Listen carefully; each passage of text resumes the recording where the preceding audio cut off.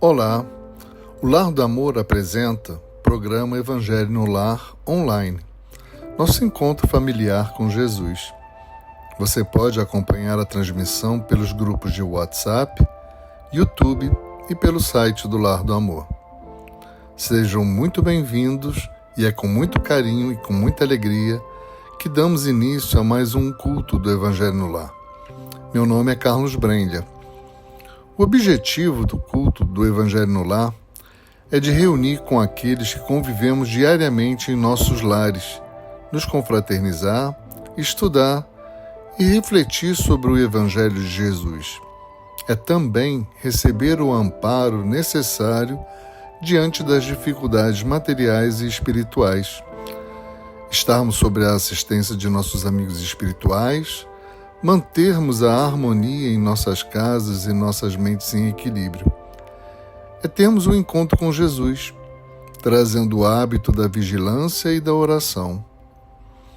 O Evangelho no Lar pode ser realizado uma vez por semana. Pode ser feito em família ou individualmente. De preferência, escolher, se possível, o mesmo dia e o mesmo horário para realizá-lo. Não se esqueçam também de deixar copos de água ou uma garrafinha de água em cima da mesa para que seja fluidificada pelos nossos amigos espirituais. Vamos buscar um lugar em nossas casas bem calmo, tranquilo, reservado e de pouco barulho. Antes de começarmos o culto do Evangelho no Lar, podemos ler pequenas mensagens doutrinárias que tenhamos à mão. Neste momento, tenho em mãos o livro Ideal de Francisco Cândido Xavier, pelo Espírito Emmanuel. Vou abrir uma página, abri a página 14 do meu livro que diz: No Reino do Coração, por Emmanuel. Em verdade, asseverou Jesus que o reino de Deus ainda não é deste mundo. No entanto, várias vezes afirma que esse reino permanece dentro de nós. Muitos aguardam a vinda espetacular do céu à terra, ignorando que a construção do céu há de começar em nós, se nos propomos a alcançar a vida perfeita. Não te ouvides o reino do coração, se anelas trabalhar pelo reino do Cristo. Não podes sustar a perturbação que ruge em derredor de teus passos, entretanto, é possível apaziguar a própria alma, encontrar dentro dela um abrigo de serenidade e esperança. Não podes paralisar o verbo que fere e vergasta, mas é fácil guardar o próprio espírito em silêncio para somente movimentá-lo na bondade que ajuda, compreende e perdoa. Não pode, sem dúvida, inventar, de repente, hospitais e escolas, lares e templos em que a coletividade enferma e sofredora encontre, de imediato, remédio e ensinamento, aconchego e fé viva. Contudo, ainda hoje, é possível socorrer o parente desavorado, amparar a criança infeliz, consolar o velhinho anônimo, auxiliar ao ignorante com uma frase amiga ou encorajar o irmão doente. Não podes, de improviso, impedir a carreira do mal, no entanto é justo que te consagres ao bem como ponto de apoio ao amor puro que se derrama da esfera divina, em benefício da humanidade, em crescimento para a luz. Por isso, porém, é preciso que te escute, hoje e amanhã, na boa vontade. Lembremo-nos de que o valor de nossa existência está em função do valor que a nossa vida represente para as vidas que nos rodeiam. Ainda mesmo que todas as circunstâncias te hostilizem, ajude sempre. A eterna sabedoria e o seu tempo se manifestará abençoando-te o sacrifício. Realmente, não podes aguardar o reino de Deus na terra de agora, mas desde agora podes iluminar o reino de Deus que está em ti. Avalia as bênçãos que te marcam os dias e as vitórias íntimas que entesouraste no campo das próprias experiências e nunca te acomodes com o desespero. Neste momento, meus irmãos, após a leitura desse texto, vamos acalmar nossos corações, encher nossos pulmões de alegria e agradecer. Agradecer o corpo que nos foi dado para a tarefa necessária desta vida. Agradecer as oportunidades que são dadas diariamente. Agradecer aos amigos espirituais, aos nossos companheiros de caminhada, à nossa família, por estar sempre junto nos auxiliando da mesma forma possível, dentro da compreensão de cada um. A felicidade é tarefa que deve ser trabalhada todas as horas, na certeza de que sem esperar ela estará presente, alojada em nossos corações. Basta começar, um esforço, a vontade de se melhorar. Levantemos nossos olhos ao alto e é só agradecer. Gratidão é o sentimento que vem nesta oração que compartilho com todos vocês, na alegria que este sentimento possa irradiar bênçãos do Pai de amor em todos os corações nesse momento de paz e harmonia que estamos vivenciando ao longo deste Evangelho no Lar. Graças a Deus. Hoje vamos nos preparar para a leitura do capítulo 2, o ponto de vista. O ponto de vista. A ideia clara é preciso que se faça da vida futura uma fé inabalável no porvir. E essa fé tem consequências enormes sobre a moralização dos homens, porque muda completamente o ponto de vista sobre o qual eles encaram a vida terrena. Para quem se coloca pelo pensamento na vida espiritual, que é indefinida, a vida corpórea se torna simples passagem, breve estação num país ingrato. As vicissitudes e tribulações dessa vida não passam de incidentes que ele suporta com paciência, pois sabe que são de curta duração e devem ser seguidas por um estado mais feliz.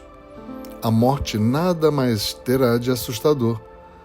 Deixa de ser a porta que se abre para o nada para ser a porta da libertação que faculta ao exilado a entrada numa morada de felicidade e de paz. Sabendo que este lugar é um lugar temporário e não definitivo, o homem encara as preocupações da vida com mais indiferença, resultando-lhe daí uma calma de espírito que abranda as suas amarguras. Pelo simples fato de duvidar da vida futura, o homem dirige todos os seus pensamentos para a vida terrestre. Incerto quanto ao futuro, dá tudo ao presente, não entrevendo bens mais preciosos do que os da terra. Porta-se qual criança que nada mais vê além de seus brinquedos e que tudo faz para obter. A perda do menor deles causa-lhe pungente mágoa, um engano, uma decepção, uma ambição insatisfeita, uma injustiça que se seja vítima, o orgulho ou a vaidade feridos. São outros tantos tormentos que transformam essa sua existência numa angústia perpétua, infligindo-se a si próprio verdadeira tortura de todos os instantes. Sob o ponto de vista da vida terrena, em cujo centro se coloca, tudo assume ao seu redor vastas proporções. O mal que o atinja, como o bem que toque aos outros, adquire aos seus olhos grande importância. Dá-se o mesmo com aquele que se encontra no interior de uma cidade. Tudo lhe parece grande, tanto os homens que ocupam altas posições como os monumentos. Contudo, se ele subir uma montanha, homens e coisas lhe parecerão bem pequenos. É o que acontece ao encarar a vida terrestre do ponto de vista da vida futura. A humanidade, assim como as estrelas do firmamento, perde-se na imensidade. Percebe então que os grandes e pequenos estão confundidos como formigas sobre um montículo de terra, que proletários e potentados são as mesmas estatura. E lamenta que essas criaturas efêmeras, que tanto se fatigam para conquistar um lugar que as elevará tão pouco e que não por tão pouco tempo conservarão. A importância, pois, dada aos bens terrenos, está sempre em razão inversa da fé que se tenha no futuro. Dar-se-ia que, se todos pensassem dessa maneira, tudo periclitaria na terra, pois ninguém mais se iria ocupar-se com as coisas terrenas. Não, o homem instintivamente procura o seu bem-estar e, mesmo estando certo de que só por pouco tempo permanecerá ao lugar em que se encontra, ainda assim cuida de estar aí o melhor ou menos mal que lhe possa ser possível. Não existe ninguém que, encontrando um espinho debaixo de sua mão, não o retire, para não se picar. Ora, o desejo do bem-estar força o homem a tudo melhorar, impelido que é pelo instinto do progresso e da conservação, que está nas leis da natureza. Ele, pois, trabalha por necessidade, por gosto e por dever, obedecendo desse modo aos desígnios da providência que o pôs na terra e para tal fim. Simplesmente, aquele que considera o futuro não liga ao presente mais do que a relativa importância e facilmente se consola de seus insucessos, pensando no destino que o aguarda. Deus não condena, portanto, os gozos terrenos, mas o abuso desses gozos em detrimento das coisas da alma. E contra tais abusos que se previnem os que aplicam a si próprios estas palavras de Jesus: meu reino não é deste mundo. Aquele que se identifica com a vida futura assemelha-se ao rico que perde sem emoção uma pequena soma. Aquele que concentra seus pensamentos na vida terrena assemelha-se ao pobre que perde tudo o que possui e se desespera. O Espiritismo alarga o pensamento e lhe rasga novos horizontes. Em vez dessa visão acanhada e mesquinha que se concentra na vida atual, que faz do instante que vivemos na Terra o único e frágil eixo do futuro eterno, o Espiritismo mostra que essa vida não passa de um elo no conjunto harmonioso e grandioso da obra do Criador.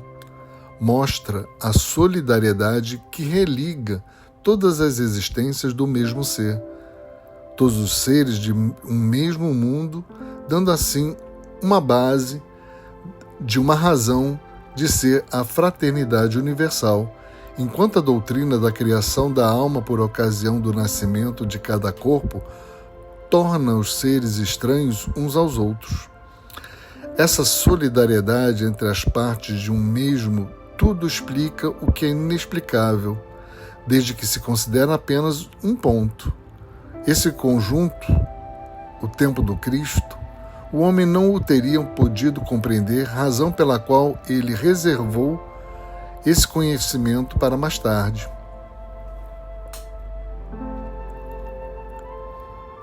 O princípio da vida futura pode ser assim sintetizado. Os judeus tinham ideias muito vagas acerca da vida futura. Eles acreditavam nos anjos, mas não tinham conhecimento de que eles mesmos poderiam, no futuro, vir a ser anjos. Jesus Cristo coloca a vida futura como um dogma central de seus ensinamentos. Por isso, não se dizia rei deste mundo. Para o Espiritismo, a vida futura é a realidade baseada em fatos estes mostrados pelos próprios espíritos desencarnados. A realeza de Jesus representa o esforço na prática do bem, na paciência ante os infortúnios. A crença na vida futura muda o ponto de vista que se tem da vida presente. Pensa-se a encarnação como uma passagem, uma transição para o verdadeiro mundo, o mundo espiritual. Neste caso, a dor e o sofrimento têm curta duração, a abnegação, a humildade e a caridade tornam-se preocupações relevantes.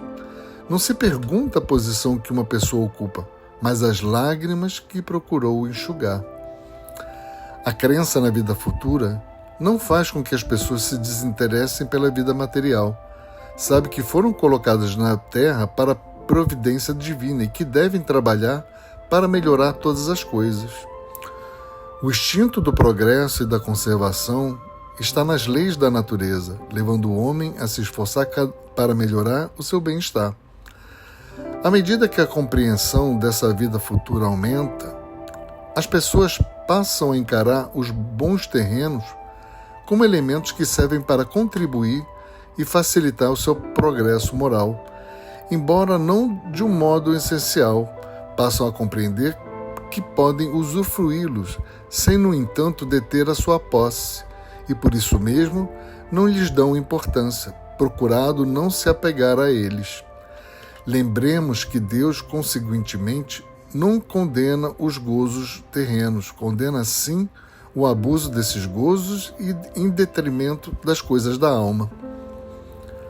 A felicidade possível de ser vivenciada em nossa estadia na Terra deve ser conquistada sempre respeitando o direito dos demais de também serem felizes.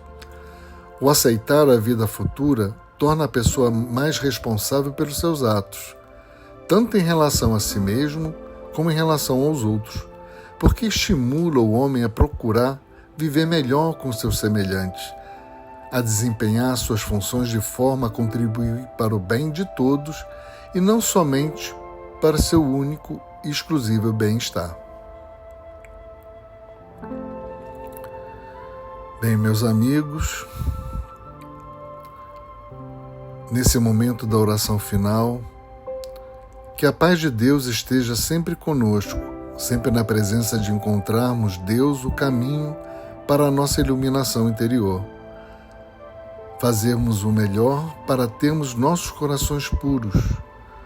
Deus quer apenas o nosso esforço, a nossa vontade e com toda a companhia espiritual ao nosso lado e com o estudo da doutrina espírita, continuaremos na luta da compreensão de nossos atos, para o nosso melhoramento espiritual, sabendo que contamos sempre com a misericórdia do Pai. Intua-nos, Senhor, as escolhas do bem, assim como o nosso mestre e guia, Jesus, nos ensinou.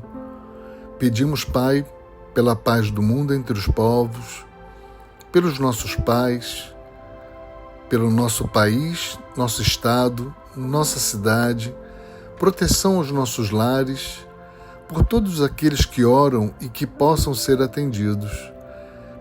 Pedir aos médicos do espaço e à falange de Bezerra de Menezes que possam fluidificar nossa água para o nosso tratamento carnal e espiritual e mental. Fique conosco hoje e sempre, Senhor. Que assim seja. Amém.